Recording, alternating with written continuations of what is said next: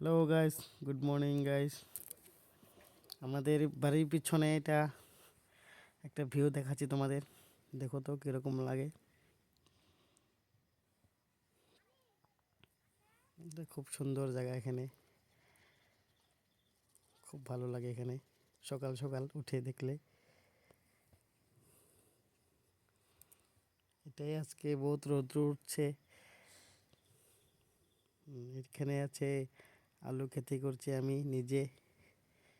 এখানে পিছন দিকে যাওয়া রাস্তা, যাওয়া যায় না, এখন বন্ধ আছে। এরকম আর কি। দেখে নারকেল গাছ আছে এখানে। হুম, এটা আমাদেরই নারকেল গাছ। তারপরে এদিকে কিছু নেই আমাদের বাসায়, মানে লোক নেই। এখানে আমি ব্রাশ করছি এখন সকালে। আজকে অল্প উঠতে দেরি হয়ে গেল, তাই খাওয়া লেট হইলো। এখন খাইলাম আমি রুটি আরও এই মাংস আছিল।